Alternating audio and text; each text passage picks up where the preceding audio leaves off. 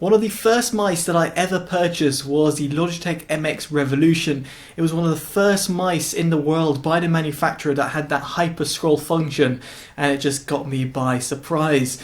Now, this has been a very long time discontinued, and since then there's been many iterations from Logitech themselves and of course other competitors. Now, when my fiance was looking for a wireless setup, and I know, damn her going to the wireless dark side, I was intrigued to see how Logitech's product line had evolved. And as a result, I got the Logitech MX Master 3 and the Logitech MX Keys keyboard in order to see if she would like it. Spoiler alert, she does. Now, both products can be found for around £100 each, or around $100. Links in the description below will take you to your relevant stores. So jumping straight into it, we're going to talk about the build quality and design. I'm going to be breaking it down between both products in case you're interested in one or the other. Now, first off, we're going to talk about the MX Keys keyboard. Now here, the keyboard itself weighs 810 grams, which is pretty hefty for a wireless keyboard. This is because of the built-in batteries, and furthermore because it's a full-size keyboard with a relatively good build quality. If you're looking for something lighter or a little bit more portable, if you're going to place it, let's say, in a laptop bag, you might want to look into other solutions. Now, elsewhere, the keyboard has got quite a shallow depth. It's got 20.5 millimeters according to Logitech, and it really does feel and look like it. It's therefore quite flat towards your surface, and given the fact it doesn't really have a built-in keyboard riser, it makes for, well, a relatively flat keyboard typing experience. Now, you might want to look into aftermarket solutions for a solution for the keyboard riser, or alternatively, if you want to get a wrist rest, you might want to purchase this as an additional option because it doesn't come with one inside the box. Now, around the keyboard, what you'll also notice is an on and off toggle, so you can indeed switch it off altogether, but it does have intelligent power saving, so therefore if you don't use it for a certain amount of time, it does power down. And furthermore, it has a USB Type-C connectivity, which allows you to effectively use the keyboard while being charged and it connected wirelessly. I should stress over here that it can't be used purely in a wired mode, and therefore the cable only provides charge and not data. Now, it does come with a little USB dongle and therefore operates over wireless. I think it's 2.4 gigahertz from memory, but you can also pair this up via Bluetooth if you so wish and connect it up to 3 different devices. So therefore allows you to switch between devices, and we'll touch upon this in terms of the software section. Now, past all of this, one of the most important factors when purchasing a keyboard is the actual overall typing feel. Now, the key switches themselves are membrane keys, and they've got a kind of butterfly switch above them. It's got a flat type of design, as I've mentioned before, with a slight concave type of feel per key cap. Now, the keycaps themselves don't suffer from any noticeable wobble. The keyboard itself doesn't suffer from any noticeable keyboard flex, and furthermore, the keys themselves are also backlit illuminated, so therefore if you're going to be using it in a darker scenario. This does have a proximity sensor built in, which means that each time you do come to the keyboard, it will turn up. Now, with that out of the way, let's go into a little sound demo.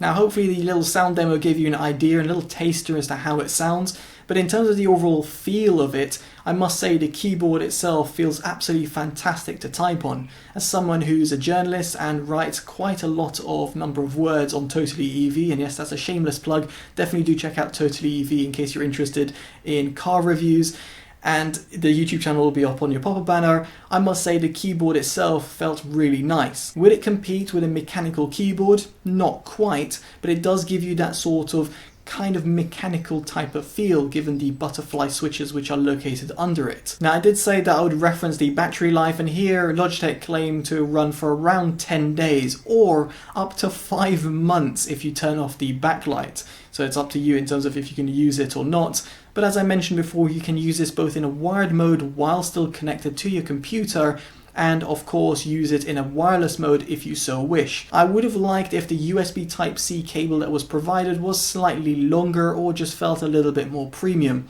Unfortunately, it's quite thin and is relatively short, at least to my standards. Now, on the subject of connectivity, this perfectly leads me on to the MX Master 3. And the reason I mention this is because there's a bit of conflicting information online and even from reviewers. Just to set the record straight, the MX Master 3 is a wireless mouse. Even if you were to plug it in via the Type-C to Type-A adapter that is provided in the box, you cannot use the mouse in a wired mode only. Instead, the cable will charge the mouse while it is still operating over a wireless signal to the included dongle receiver that you plug in via USB Type-A. FYI, you can unify by using the unifying software that Logitech has provided for pretty much a decade with the mouse and keyboard using a singular USB receiver. Now, this might potentially bode some problems for those people who are a little bit anxious about the overall battery life, but fear not, Logitech offers over 70 days of battery life. Now, I can't claim to have 70 days in a laboratory and testing it out, but I can say the battery life seems to retain extremely well. And again, ultimately, you can still use it wirelessly per se while having it plugged in. And it even supports fast charging, which according to Logitech, if you plug it in for only a minute, it will give you a whopping 3 hours of use, which is just pretty ridiculous to think of the ratio over here. Now, aside from connectivity, of course, another important factor is the ergonomics. And the MX Master 3, unlike some of the other Logitech products, so for example the MX Anywhere, is quite ergonomically designed. It's a pretty hefty mouse as well, weighing it at 141 grams, and the dimensions will be on your screen as well. For someone who has hands which from the top to the bottom are roughly around 18 centimeters, I must say it fits like a glove and just feels really intuitive. Although it's heavier than a normal mouse than I would use, as a gamer I like to float around the 90 gram sort of mark. For media or multimedia users, which is where this mouse is aimed for, I think it's absolutely perfect. Furthermore, the feel of the mouse itself and even the scroll wheels just feel really nice. Speaking of which, here's a little sort of sound demo.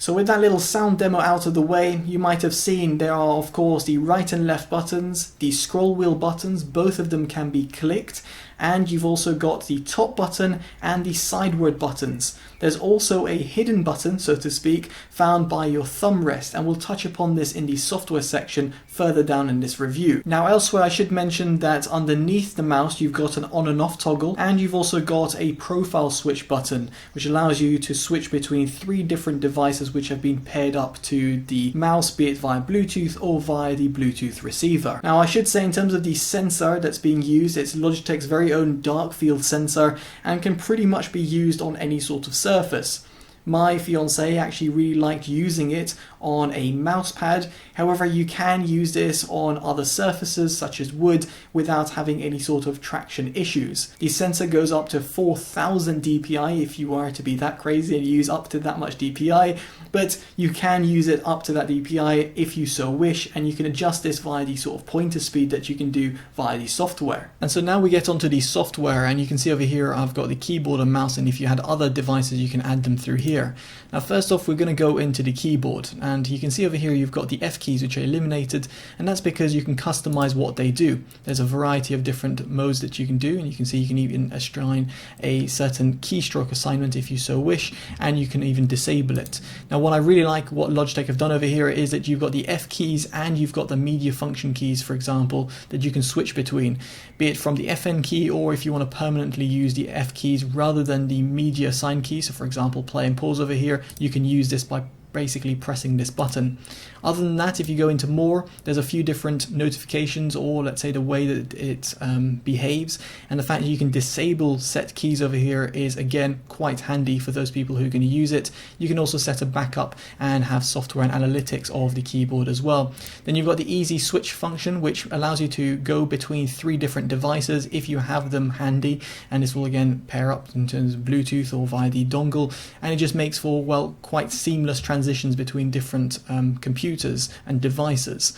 So again, quite handy for those people who have that. And the same could be said about the mouse, which has very much the same sort of functionality via Logitech Flow, which then allows you to basically, as the image suggests, go between 2 different devices as you're literally scrolling from left to right, which I find quite an interesting sort of feature. You've also got Duo Link, which then allows you again to use this alongside the keyboard. When you were to press FN and do a gesture, it will effectively do that, and some information about it, and you can see how it effectively works. You press the FN key and you swipe across and you get extra functionalities. It's not something I would use, but it's there for you to use if you so wish. Now the mouse itself can be also customized from the software, so let's go into the wheel mode shift, which is a default, and again you've got a variety of different functions to choose, including keystrokes that you can assign. The same could be said about the buttons on the side and even the horizontal scroll, which you can, let's say, adjust the volume up and down. Now furthermore, you've then got the side button, which by default uses a gesture. So when you press it and drag to the left, right, up or down, it will open up, let's say, your start menu or close it. Personally, it's not something I would see myself using, and if anything, I'd use it on mute or actually completely disable it. But of course your mileage may vary. It's just nice to see that Logitech has integrated that button and even allowed you to pretty much fully customize it. You can also swap left and right buttons if you so wish. Then via the point and scroll, you've got basic controls in terms of your thumb wheel and in terms of the pointer speed. And then you've got the smart shift button over here, which you can enable or disable, which effectively means you go from hyper scroll to effectively kind of a ratchet type of feel. Now you can again have the ratchet and free spin modes dedicated via here. If you were to have assigned this button to something else, you can do it via the software, and again it's quite intuitive as to all the different functionalities you can get.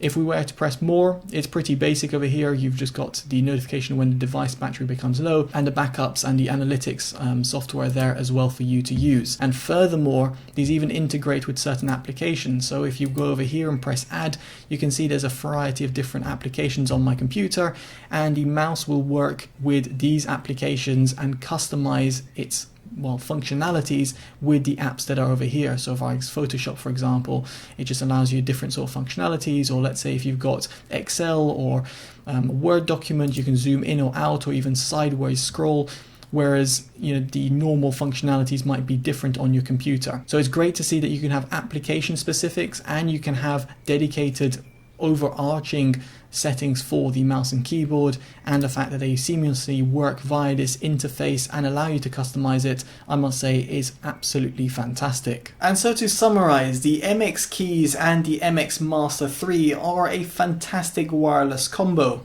I think this is really ideal for those people who are going to be using it for multimedia or, let's say, certain purposes which are around the office environment. If you're looking for a wireless setup, I can't personally think of a better setup than the keyboard and mouse combo. Now for gamers out there, including myself, it's not a setup that I would use, be it from the mouse in terms of its performance to the keyboard itself not using mechanical switches. Personally, I'm still on team wired, but of course, some wireless solutions out there, including from Logitech themselves. Now, I should mention that this video is not sponsored and it's completely unbiased and is purely independent. I am truly impressed by the products that are offered here by Logitech and are ones that I would thoroughly recommend for those people who are in the market for a wireless keyboard and mouse combo, which are looking for an office sort of scenario. And as a result, both products get my Best Buy award. Now, if you like this video and want to see more from the channel, definitely do give it a like and subscribe and hit that bell notification. And of course, if you feel that this video will be helpful to a family and friend making an informed purchasing decision, definitely do share it, as it's very much appreciated. I've been Totally Dubbed, guys. Take care of yourselves and goodbye.